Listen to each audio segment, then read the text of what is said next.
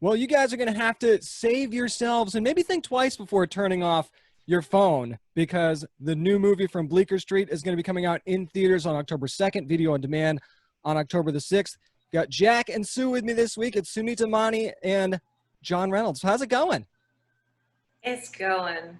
Thanks.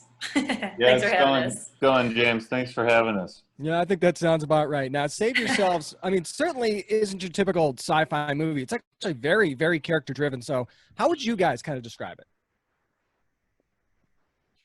Yeah. I like the way we've talked about it in the past, like an indie rom-com hijacked by a sci-fi movie. Like Nice. I like you're it. getting one thing you think, and then it's sort of like a great twist tonally, and also, so there's a big surprise. Yeah, there's like the big looming presence of a sort of a big sci-fi escape with the Yeah. alien invasion and all, but at the heart, it's just like a stripped-down, intimate relationship story, which is really fun to be a part Yeah. of. Absolutely. Now, watching Jack and Sue and the chemistry you guys had was definitely my favorite thing about this film, bar none. So, what was your Thank first you. impression of them when you're reading the script for the first time? I thought they were two fools in a pod. Just like I think we thought we were like blissful dum-dums. John and I talked about it a lot when we got the script, and just how fun it would be to play these characters. It was so clear on the page that it would be a fun and funny movie to do. So I was like kind of immediately endeared to them because of the premise and like the whole idea of the movie. Right, I feel like I immediately got the satire, and Jack was so relatable to me, and I feel like I have so many friends, and there's parts of Jack that I definitely have in myself as well. So that was all very clear, and then having the opportunity to do with Sunita and knowing her from comedy in New York, I was like, oh, this is going to be two clowns in the woods. This is going to be like a blast. Definitely. Now, we've all kind of been guilty at times, guys, of scrolling through our phones too much. We know, of course, Jack and Sue decide to kind of do the exact opposite. They go off the grid, they put their phones away. Did it almost feel like kind of going back in time a little bit? What was it like to be in a world without phones, even in a character setting? Ha. Yeah. It Nice. was so fun. Yeah, it was like summer camp. It was like so nice to have like this routine and the same familiar faces to uh, interact with in the morning, and like we're all working together on this great, objective. But I am guilty of like zoning out and needing that sort of zone out at the end of the day. Unlike the principle of our characters, I found myself at the end of the day like sort of just like, well, I'm home and I'm scrolling. Like you have so much stimulus on set and so much like performative energy, and like you're connecting so much with everyone that yeah, I was using my phone as a tool as just to like be a dumb fat slob, like scrolling at the end of the night sometimes for because it felt good. But I really, for the most part, it was like a lovely chemistry all around on set, energy. Right. And I guess that's the nice part about, being an actor, is that in those moments when the camera's rolling, you are just fully present. So it's like, it would be absolutely unheard of if I was in a scene and pulled my phone out. Baxter talks, so it's like, it forces you to be zen in a way, even though, you're dealing with your character anxieties, which for Jack was aplenty. Definitely, definitely. There was just something, though, to me about their relationship that just made it feel like it worked. I mean, like, regardless of what was going on, did you feel that their trip was more to work on their relationship or more to work on themselves personally? Yeah, I think they're Like one in the chicken and egg question, bruh. There you go. Yeah, let's hear it. yeah. Come on. Go ahead, Um, John. yeah, I feel like the best gift you can give to your partner is to be comfortable and secure with yourself. So, in a way, they are one and the same. And I think, in a sense, that is what they were doing if they weren't consciously thinking of it at the time. And obviously, as the movie unfolds, they start to work together and fully communicate as a team, and they're forced to do so under the most dire of circumstances. Yeah, absolutely. Well said. Thank you. There you go. There you go. Now we're talking to Sunita Mani and John Reynolds, of course, of Save Yourselves from Bleeker Street. You can see it in theaters October 2nd and video on demand on the October 6th. Now, when they do finally find out about the invasion, which is a great scene, by the way, I mean, it's obviously something that would shock anyone, even in 2020, where it seems like nothing shocks us anymore. So who do you think would react better to that news, you or your character? I feel a bit similar to Sue in the reaction of just like, I feel like it's my personality, like to absorb shock and then just hold it and just be like, all right, all right, all right. And then maybe like a week later be like, what the?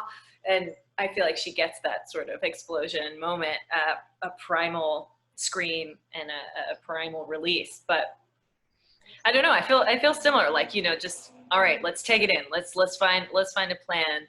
I do think Sue is smarter, but I feel like I can relate to like absorbing impact. Yeah, kind of muting my reaction at first. I feel like just naturally having been in the movie or where we're at, you know, we're already dealing with like an absurd like. Yeah. I never thought we were going to be dealing with a pandemic, really. So, you know, I've adapted to that. I feel just by that nature, if somebody was like, "Oh, aliens, they found them," I'd be like, "All right, yep."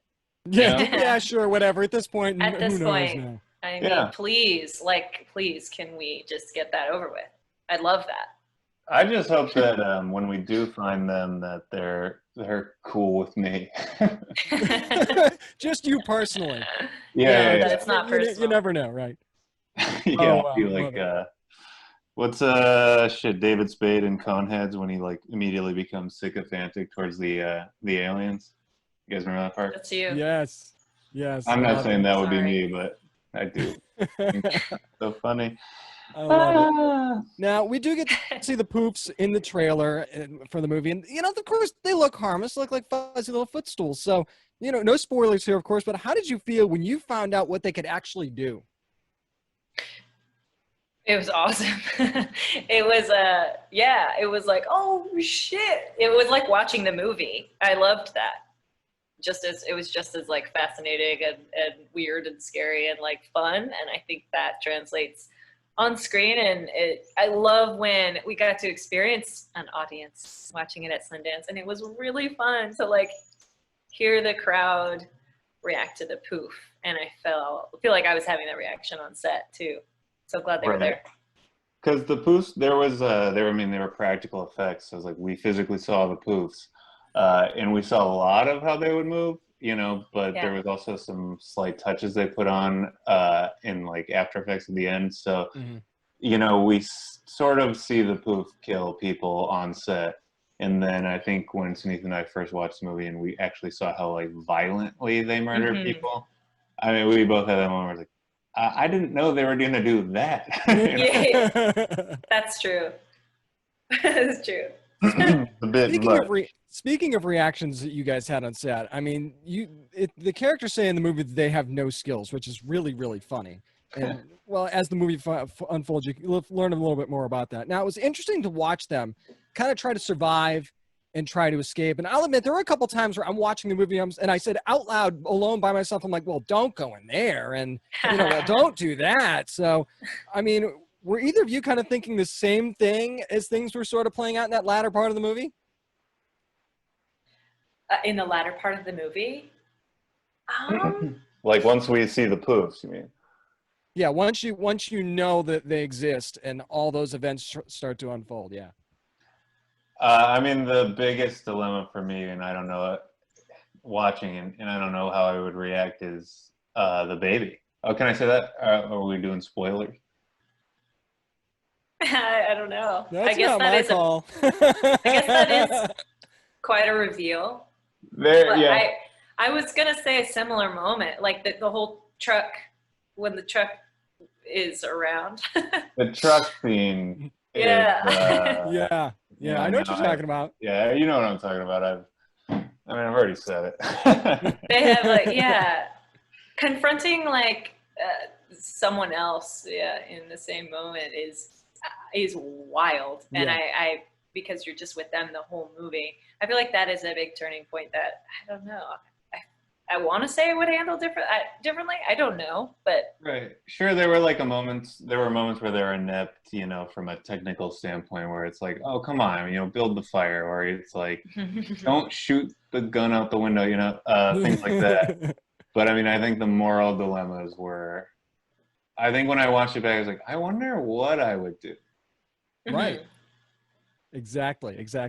So before I let you both go, I really want to talk about the ending, but we're not going to spoil that. Definitely not going to spoil the ending. So I'll ask you this. How did you feel about it? And what kind of a reaction do you expect when a brand new set of fans sees it for the first time on October the 2nd and October 6th?